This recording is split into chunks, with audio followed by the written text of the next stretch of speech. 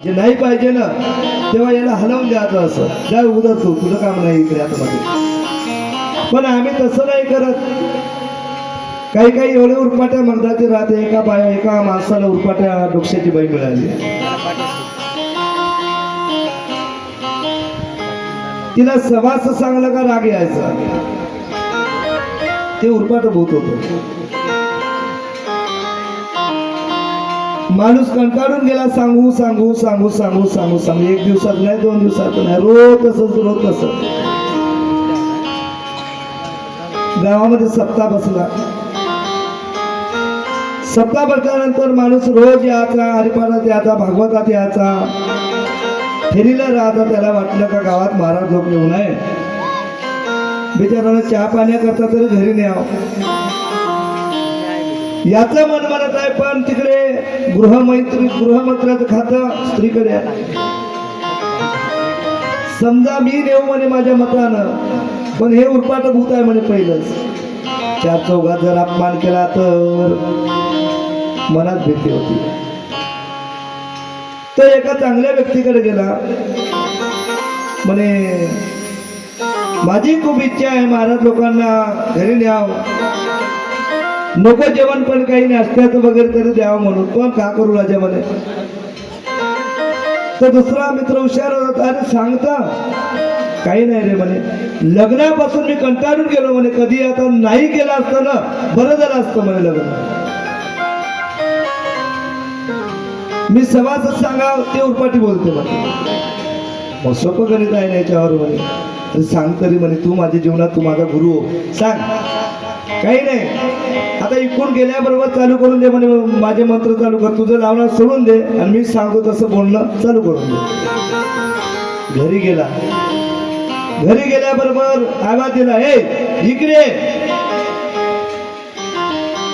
इकडे म्हणल्याबरोबर ते बाहेर निघले. आजपर्यंत ऐकलं नाही म्हणे. तुझं आजच ऐकतो का म्हणे चोंडक्याचं म्हणे तुझं. ते घरातून बाहेर गेले. हा ऐकून तर घे. मी कालच सांगितलं होतं पहिल्या दिवशी. आज कोणी फुगत नाही, भाकर फुगत नाही, पण बायाला फुगे रोगाची बिमारी आहे. बोला म्हणलं का त्या दिवशी समजून घ्यायचं का आता आपण सायलेंट राहायचं. आपण जेव्हा बोलतो ते म्हणलं याचे लक्षण म्हणजे ते रिंगटोनच झाला. आता म्हणल्या दिवशी एकदम सायलेंट राहून जातो. आता हे म्हणले अंगणातून उभे राहिले. काही नाही म्हणे, गावात सप्ताह चालू आहे. 4 दिवस लोटून गेले. महाराज लोकांनी जर अंगणात बोलवशील तर खबरदार आहे म्हणे. त्या बाईने विचार केला. काय म्हणलं डबल मला नाही, गावामध्ये महाराज लोक येऊ नये. महाराज लोक मोठे खादाडे राहते म्हणे. सकाळी नसता, पुन्हा कोणी बोलवलं 10 वाजता तरी नसता. नको नको म्हणते पण घेतेच हाणतेच म्हणे. पुन्हा 12 वाजले जेवण, चहा टायमाला दिलं ना तरी लोक म्हणत नाही म्हणे. त्याचे फोटो न ढोराचे फोटो सारखेच आहे म्हणे. मग तुम्ही पहा ना महाराज लोकांच्या ट्रिपा मोठा हे झाले म्हणून बाहेर जात नाही. त्यात सकाळी एक जण तिकडे, 12 वाजता इकडे, इकडल्याला वाटते महाराज लोक इकडे जाते वाटते. तिकडल्याने वाटावं का महाराज लोक सकाळीच जाते वाटते. 3 वाजता या बस स्टँड मार्ग लागल.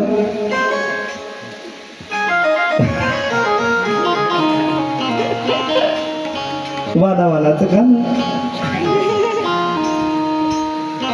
लोक म्हणत असतात किती भाग्य असं बोवार यायचं. हो नक्की चिंतन करत असेल आणि घेत नाही का. आल्याबरोबर एखाद्या मंत्र्याची सेवा नाही राहत.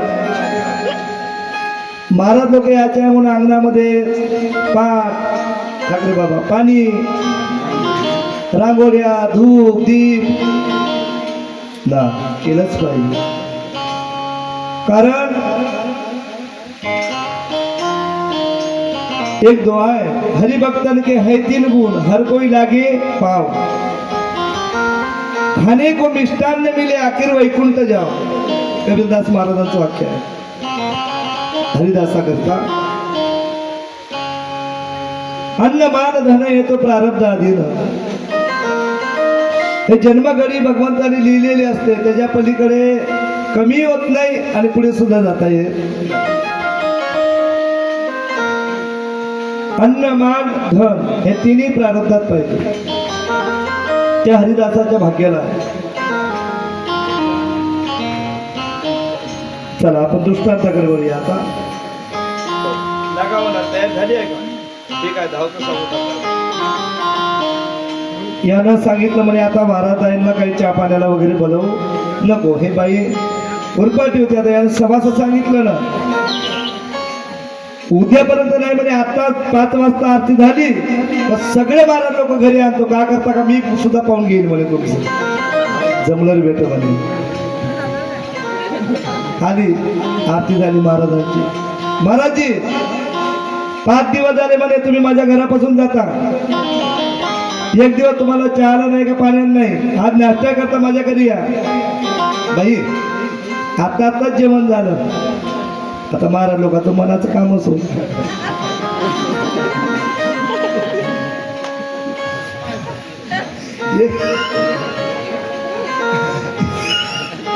एक मन मध्ये केलं तर बरं होते बाबा.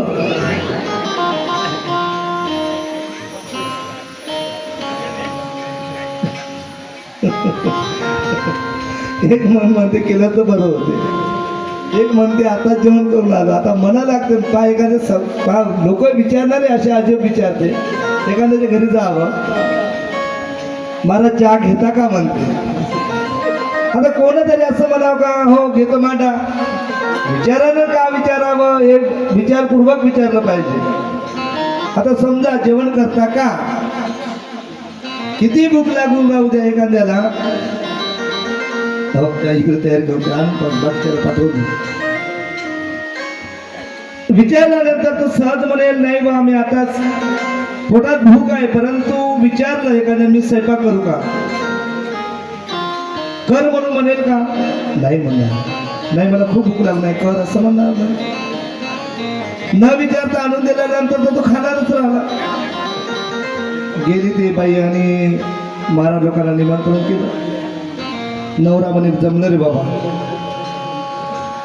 माझ्या मनासारखं झालं म्हणे. आज ज्यानं मंत्र सांगितला ना त्याच्याजवळ गेलं दादा तुझा मंत्र कामी पडला म्हणे. तू माझ्या जीवनात आजपासून गुरु झाला म्हणे. वा. मग कालांतराने यानं सवास बोलला की उरपाटी करायची. यानं उरपाटी बोलला की सवाशी करत होती. आता हे पद्धतच झाली.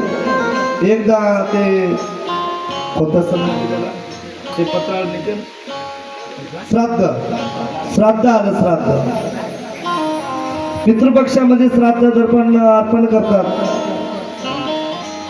तो सण आल्यानंतर नवरा मंत्रीला यावर्षी श्राद्ध वाद्ध काही करायचं नाही म्हणे. काही मेलेले लोक खाली येत नाही.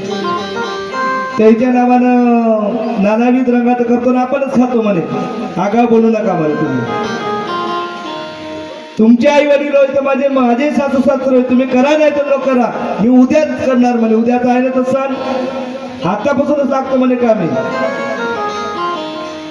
श्राद्धाचा सण झाला आणि सगळं स्वयंपाक वायपाक झाला. आता नदीवर गेली ती पत्रावळी घेऊन शिरवण्या करता. नवरा हिच्या बाई कंटाळूनच होता. बरं जमलं रे म्हणे. हे नदीवर गेल्यानंतर काठी जाता शिरवायला लागली. याला आवाज दिला ए शिरव म्हणे येतच खबरदार म्हणे. तुम्ही जर काही आवाज कराल तर तुमचं आतापर्यंत ऐकलं नाही आज ऐकल का म्हणे. मी लई पाण्यात जाईल म्हणे. टोंगळभर पाण्यात गेलं. अहो येतं शिरव ना. येतं शिरव म्हणल्याबरोबर कमरडवर पाण्यात गेलं. आता येतं तरी शिरव म्हणे. तेथून गेली पुढं छाता इतक्या पाण्यात. नवऱ्याला वाटलं इथं तरी शिरव. तुमचं ऐकल का म्हणली जे लई पाण्यावर डोहात गेली तर डबल काय बाहेर वापस आली नाही. जाऊ दे म्हणे तसफिरात गेली म्हणे. माझ्या मागची शेणी चालली गेली. यानं सांगा एक विचार एक रुपाट बोल. वा वा वा छान. कृष्णमयी रुक्मिणी माता बसवून द्या. चला एकदा माझ्या प्रभूचं भजन करा. हरिकथेला सुरुवात. श्रीमनारायण नारायण नारायण बाकी बिहारी वृंदावन बिहारी जय जय श्री राधे राधे।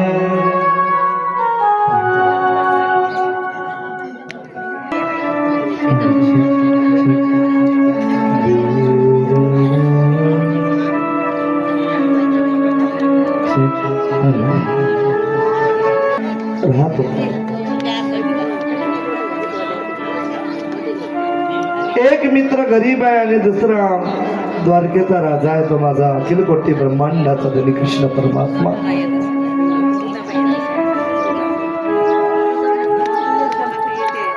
सुदामेला 18 विश्व दारिद्र्यता आहे. एवढी गरिबी दिली देवाने, एवढी गरिबी दिली, काही एक चूक केल्यामुळे 18 विश्व दारिद्र्यता प्राप्त झालं. त्यामध्ये लहान लहान लेकरं घरी खाणारे आहे आणि अन्नाचा कण सुद्धा घरामध्ये नाही.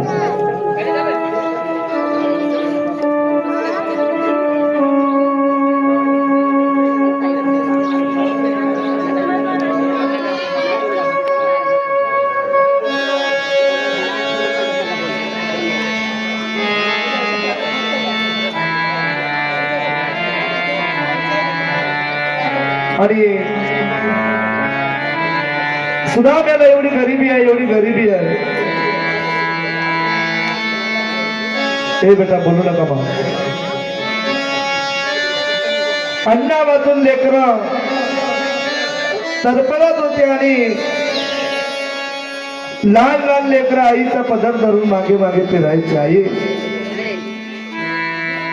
अगं काहीतरी भूक लागली, आई काहीतरी खायला दे.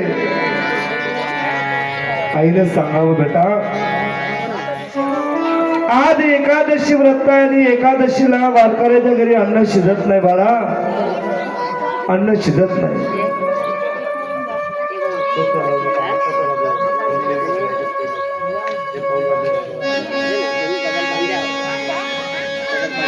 त्यावेळेला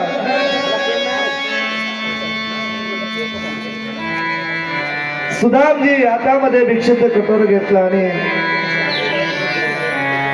पोरबंदर मध्ये ते कटोर घेऊन फिरत होते.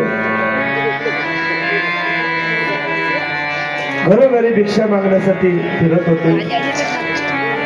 एक कर्कश अशी असणारी बाई होती त्या पोरबंदर मध्ये, तिच्या घरी सुदामजी सकाळी गेले. भाऊ ती भिक्षा देई बाबा. त्या बाईला सुदाम्याला शिव्या द्याव्या. हे सुदाम्या, अरे बेकार्या, कष्ट करून लेकरं जगवावं. चालता सकाळी सकाळी म्हणे रोजचा करा नाही, एका दिवसाचं नाही, 2 दिवसाचं नाही, रोज भिक्षेचं पात्र घेतलं की या घरी त्या घरी भिक्षा मागतोय लेका. चालता माझ्या अंगणामधून. त्या बाईनं सुदामजीला शिवाय दिला आणि सुदामजी भिक्षेचं कटोर घेऊन दुसऱ्या बाईच्या अंगणात गेले.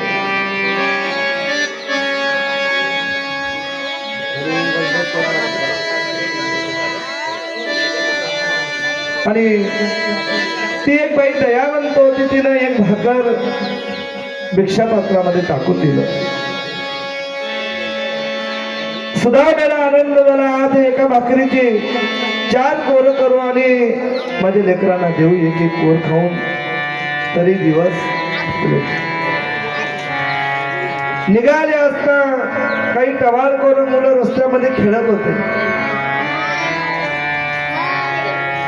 त्या मुलांचा धक्का सुदाम्याला लागला आणि हातामधलं कटोर असणार खाली पडलं. त्याच्यामधली भाकर खाली पडली. जशी खाली पडली सुदाम्याला उचलासाठी धावत केलं आणि हे कुत्रा कुठून तरी यावा ती भाकर उचलून कुत्रा पलायन झाला. सुदामा रडत रडत रिकामा भिक्षेचं पात्र घेऊन घरी आला. अंगणामध्ये लेकरं भात खात होते. आज तरी आमचे वडील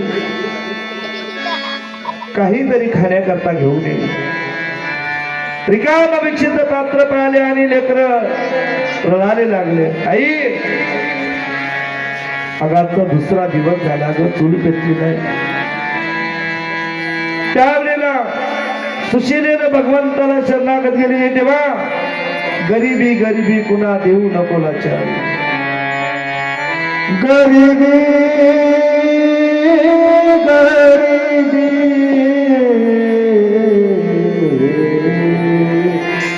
बरोबर गरिबी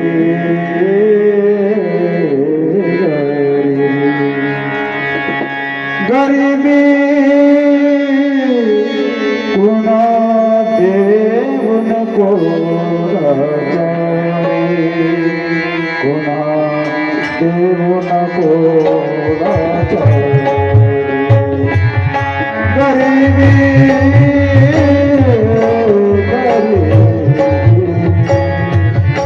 गरिबी गरिबी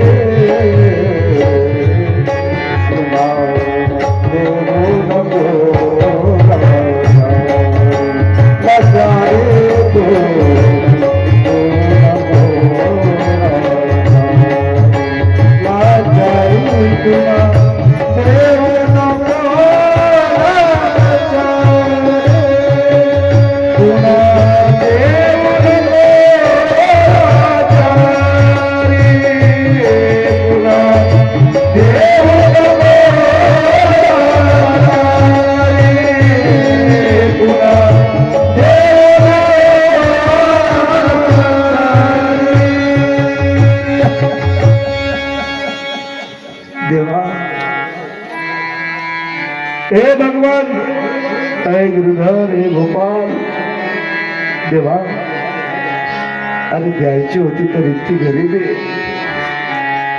हे जगत को संभालने वाले प्रभु, हे देवा, एकांताची एवढी परिचित पाहणं योग्य नाही. सुधाजीच्या नैनामध्ये अश्रू आले आणि भगवंताला शरणागत गेले. देवा, आज 4 दिवस झाले माझी चूल पेटली नाही. माझे छोटे छोटे लेकर उपाशी आहे रे. हे देवा, धावून ये भगवंता. हे देवा, तू दयाळू आहे, तू कृपावंत आहे. देवा, आज माझ्यासाठी कुठं लपला रे भगवंता. हे सावड्या सावड्यावी निर्मला बाका सारी तुला. सावड्या रे निर्मला बा,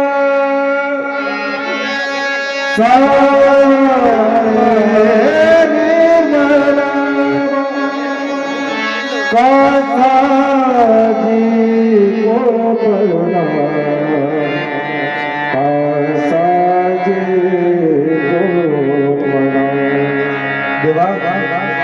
धाव रे माझ्यासाठी. देवा, धाव धाव रे गोविंदा श्री कृष्णा मुकुंदा. देवा धावू नये, धाव देवा धाव.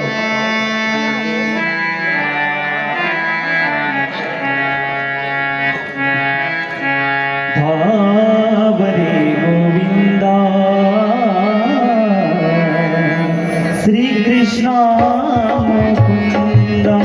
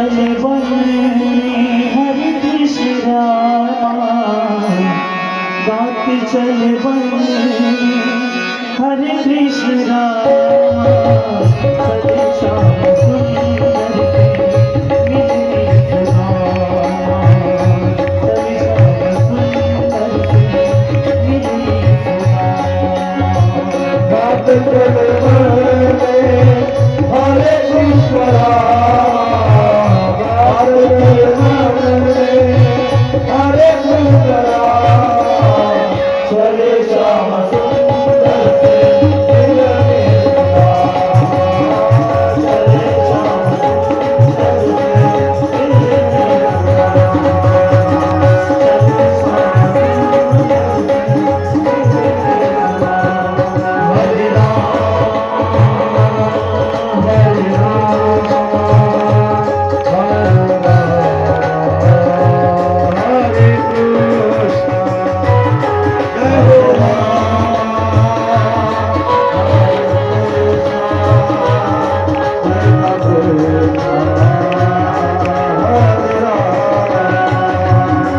हरे राम हरे राम हरे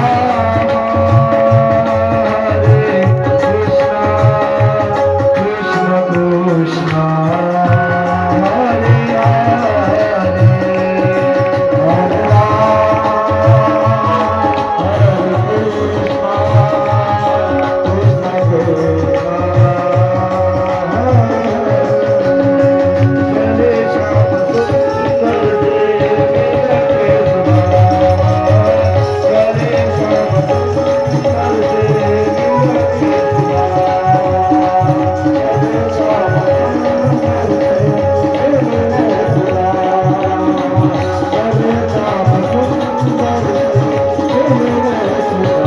सुखदेव भगवान वर्णन करायचे त्यावेळेला भजन करत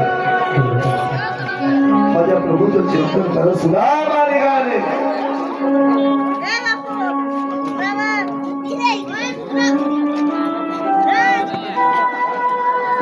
पायामध्ये चप्पल नव्हते पाय भाजत होते आणि पोटामध्ये अन्नाचा कण नसल्यामुळे मूर्छा येऊन पडायचे तास तास एका जागी पडून जायचे अन्न भागत होत तरी माझ्या प्रभूचं चिंतन सोडलं नाही माझ्या भगवंताचं भजन मुखामध्ये आणि तारी माझा रखुमाईचा तारी माझा रखुमाईचा तारी मजाता रखुमाईचा तारी मजाता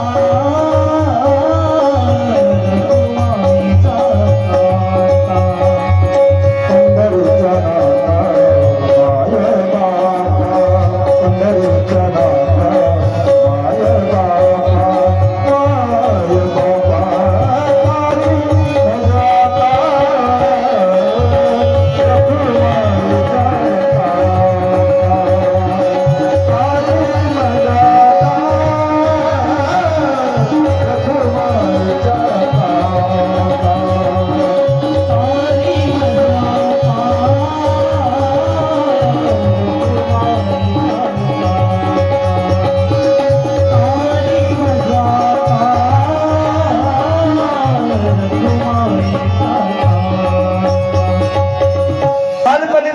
द्वारकेचा राजा कृष्ण माझा मित्र आहे हे भिकारड्या तो राजा आणि तू भिकारी अशी मैत्री असू शकते का एक जण द्वारकेचा राजा आहे कोण म्हणतो ब्रह्मांडाचा आणि कृष्ण परमात्मा माझ्या सुदाम्याची परीक्षा घेतो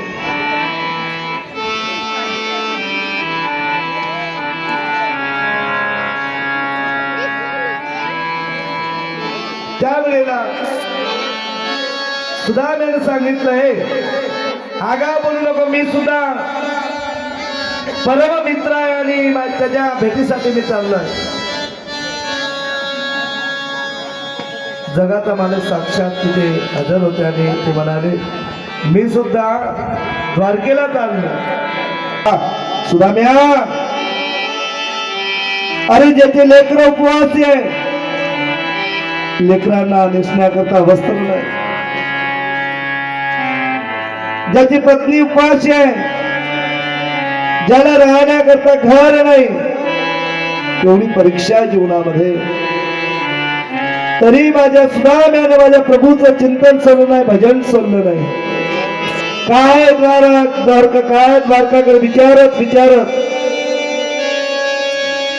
द्वारकेला येऊन पोहोचले आणि काही लहान मुलं, कोणीतरी पागल, कोणीतरी पिसाट गावामध्ये प्रवेश केला. कोणी शेण मारावं, कोणी गोटे मारावे.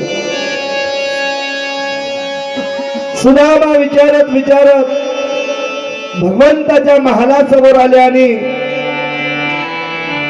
त्या महालासमोर 2 द्वारपाल उभे होते. मला बरोबर सांगा त्यांना. सुदामा उठून उभे झाले आणि द्वारपालाला विनंती करते, अरे द्वारपालो कन्हैया से कहे दो,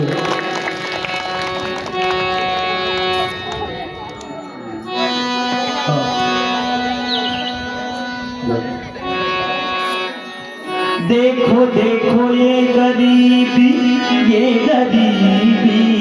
कहाँ कृष्ण के दर पे विश्वास द्वारपालाला विनंती करते सुदामा, मेरे बचपन का यार है मेरा शाम, यही मैं आस लेके आया हूँ. अरे द्वारपालो कन्हैया से कह दो, अरे द्वारपालो कन्हैया से कह दो, इधर के सुधा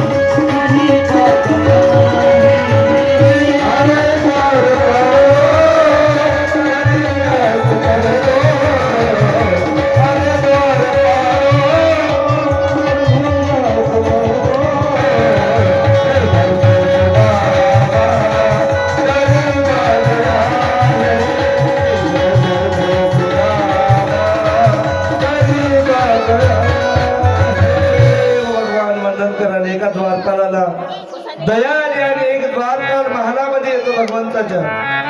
हे द्वारपाल धावत आले आणि भगवंताला मुद्रा करता सांगितलं, हे द्वारकाधीश भगवान, कोणीतरी बालपणीचा मित्र म्हटल्याबरोबर भगवंत उठून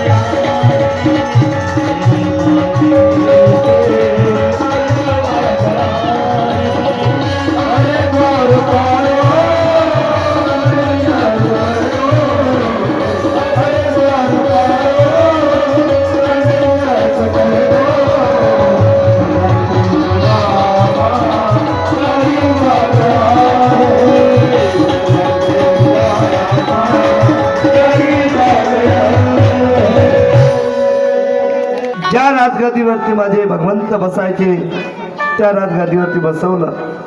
बराबर मिळावे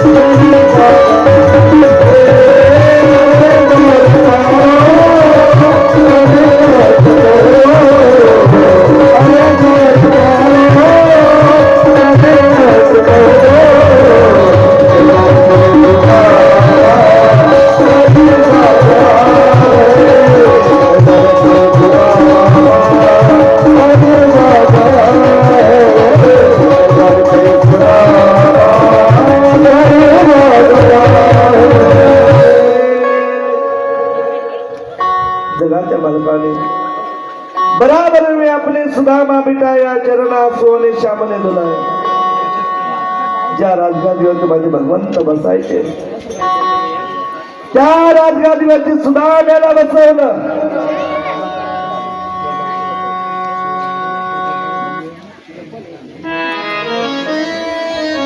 त्या राजगादीवरती बसवलं. बाबा पायामध्ये काटे रुटलेले होते, वेदना होत होत्या. त्या एका पायातला काठा जगाच्या मालकाने दाताने पायातला काठा काढला. देव भक्ताचा अभिमानी माझा भगवंत दयाळू आहे, माझा भगवंत कृपावंत आहे. देवा आज धावून आणारी माझ्यासाठी सुदामा रडत होता. जगाच्या मालकाने अश्रू पुसून द्यावे. नैनातले अश्रू जगाचा मालक, ब्रह्मांडाचा धनी, तिन्ही जगाचा चालक मालक सुदाम्याच्या नैनातले अश्रू पुसून देणार. सुदाम्या, अरे आज तू माझ्या दरबारामध्ये आला, काय दुःख आहे? सुदाम्याची नीतिमत्ता पहा. जगाचा मालक विचारतोय, सुदामा काही दुःख असेल तर सांग. सुदामा म्हणतो, देवा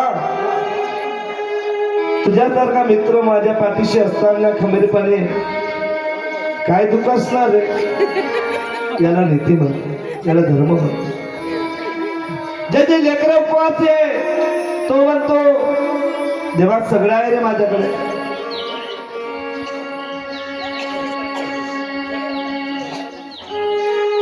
भगवंताने विचारलं, सुदाम्या लेकर बाळ माझी बहिणी सगळे आनंदी आनंद आहे. देवा सगळे आनंदी आनंद आहे. तुझी कृपा असल्यानंतर काय कमी पडणार? काही कमी नाही. मैया रुक्मिणी मातेनं पंचपक्वानाचं ताट आणलं सजवून.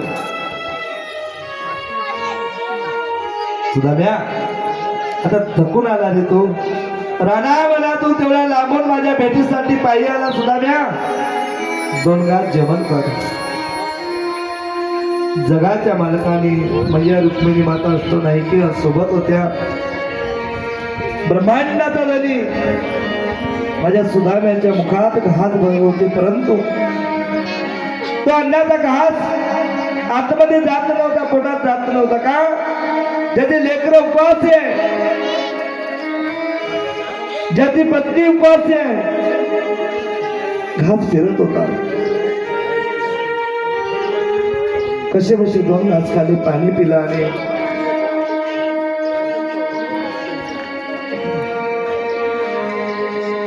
एक रात्र सुदामा आला आणि दुसऱ्या दिवशी सकाळ झाली. सुदामा जाण्याची तयारी करतो.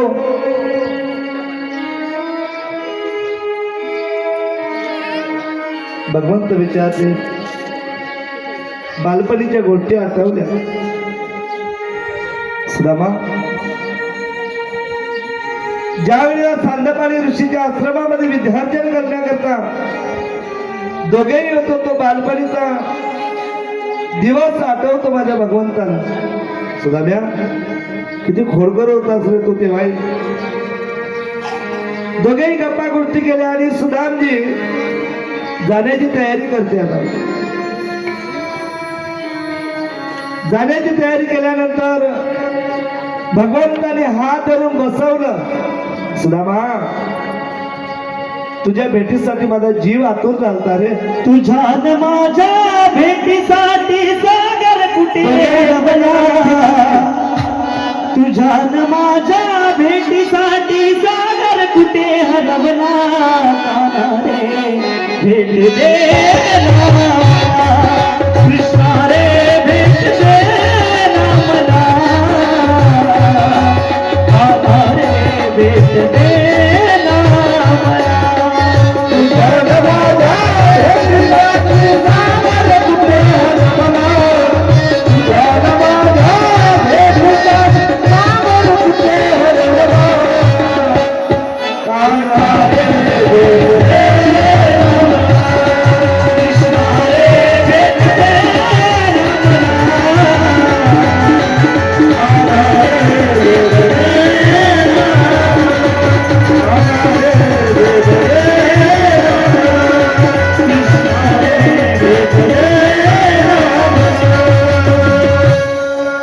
भगवंताने आलिंगन दिलं आणि सुदामाला तर बसवलंय. सुदामा, जाशील रे, तसं 5 मिनिटं तर बस.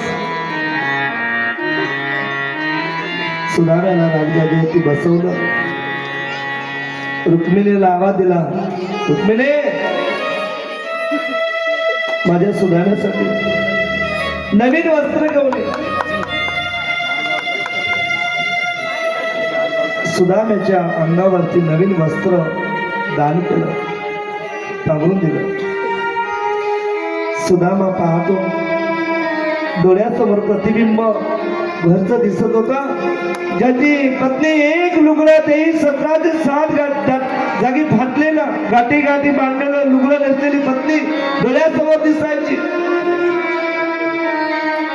लहान लेकरं, उपवासी उघडी वागडी लेकरं डोळ्यासमोर दिसत होते. सुदाम्याला वाटलं की हे नवीन वस्त्र मी कसे परिधान करावे, तेही वापस करून दिले सुदाम्यानं. देवा, हे नको रे, नको देवा, हे नको, फक्त तुझा आशीर्वाद राहू दे. तू पाठीशी असताना हे नको देवा, वापस. सुदामा निघाले. त्यावेळेला भगवंताने विचारलं, उभे राहा सुदामजी, उभे राहा. त्यावेळेला सुदाम्यानं सांगितलं,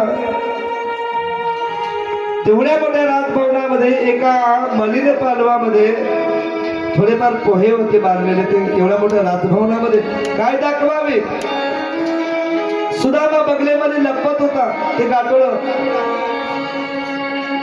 असं करता करता खाली पडलं. खाली पडल्याबरोबर जगाच्या मालकाने ते उचललं. माझ्या कृष्णाने उचललं आणि एक एक गाठ सोडली. त्याच्यामध्ये थोडेफार पोहे बांधलेले होते. ते पोहे भगवंताने खाल्ले. परिणाम, सुदामा ब्राह्मणा दुःख दारिद्र्य पीडला. सुदामा ब्राह्मणा दुःख दारिद्र्य पीडला. तुझ्या भेटीसाठी आला गा, तुझ्या भेटीसाठी आला गा.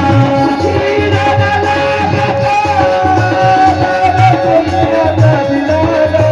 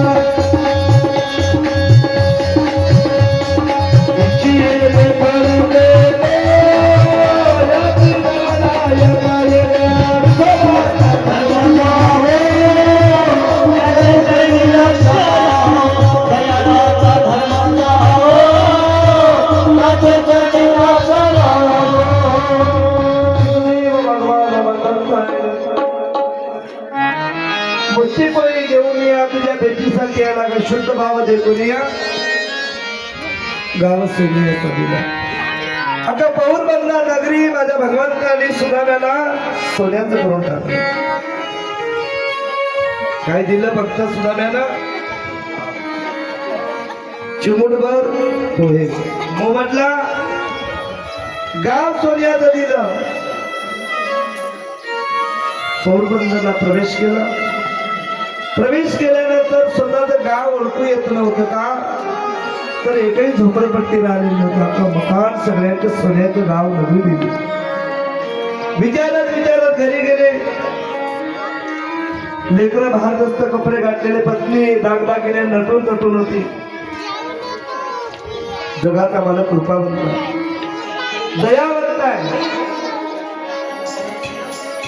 देव दिला तर सरत नाही आणि माणूस जर दिला तर पुरत नाही, धर्मशास्त्र आहे.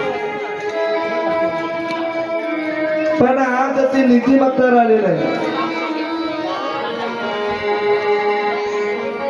सगळ्यात मोठं सबसे ऊंची प्रेम सगाई. गरीबातला गरीब असो, श्रीमंतातला श्रीमंत असो, माझ्या भगवंताला प्रिय आहे. माणूस पैशाने श्रीमंत होतो असं नाही. धनाला जर श्रीमंत झाले असते किंवा धनाला श्रीमंती पाहून भगवंत दुर्योधनाकडे भगवंताला बोलवलं होतं. सोन्याच्या ताटामध्ये जेवण वाढलेलं होतं, पण माझा द्वारकाधीश भगवान गेला नाही. माझे भगवंत त्या ठिकाणी गेले नाही का? ज्याच्या अंतःकरणामध्ये भाव नाही, प्रेम नाही, तिथे देव जात नाही. आजही काही काही ठिकाणी पाच श्रीमंताकडे जेव्हा गेलं, एक म्हणणं आहे, मोठ्याच्या घरी पाहिले जावं आणि गरीबाकडे मी म्हणणार नाही पुढचं. ती पद्धत आहे.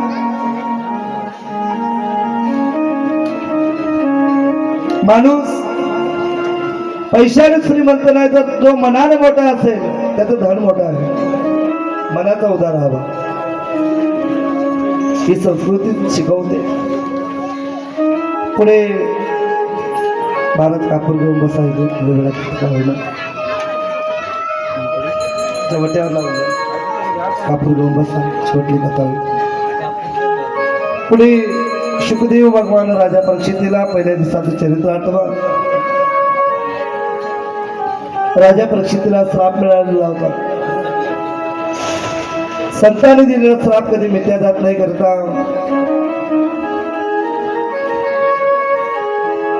तक्षकांनी एका ब्राह्मणाचं रूप घेतलं. रस्त्यात जाताना कोणी पाहिलं तर आपल्याला मारेल या भीतीस्तव. आणि राजा परीक्षित 7 दिवसाच्या कथेने, ही कथा परममोक्षदायी आहे. कहू परम पुनीत इतिहासा सुनत भागवत हरे भवपाशा. या भवपाशातून, या दुःखातून निवृत्त करणारी माझ्या श्रीहरीची कथा 7 दिवस निरंतर राजा परीक्षित ऐकले आणि त्याच्याने उद्धार झाले होता. परंतु संतांनी दिलेला श्राप परिपूर्णता करण्यासाठी तक्षकांनी राजा परीक्षितीच्या जवळ गेले आणि दंश केला. दंश केल्याबरोबर कापुराच्या वाती उजळल्या ज्योती,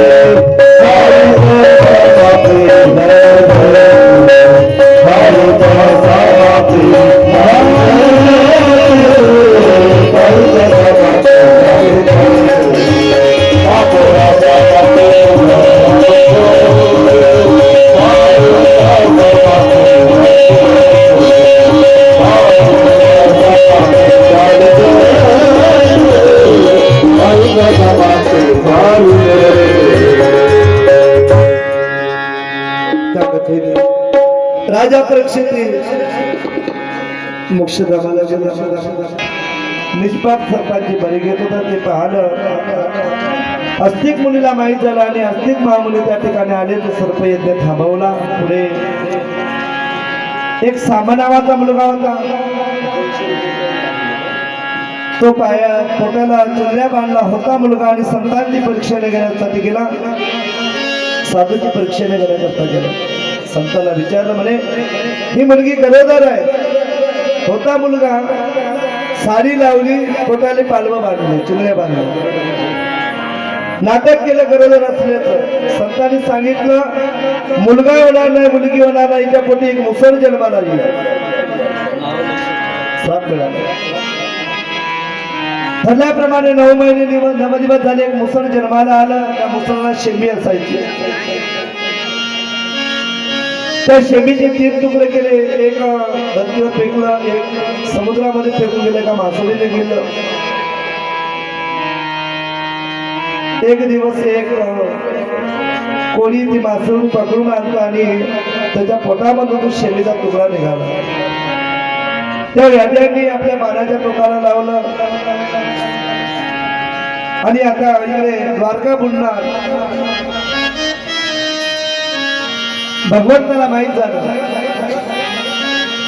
द्वारका बुडणार यादव वंशाचे लेकरं साधू संतांच्या श्रापामुळे दारू प्यायला लागले भगवंताच्या वंशाचे लेकरं दारू पिले आणि आपापसामध्ये लबाड उपटून ती एकामेकाला मारून घेतले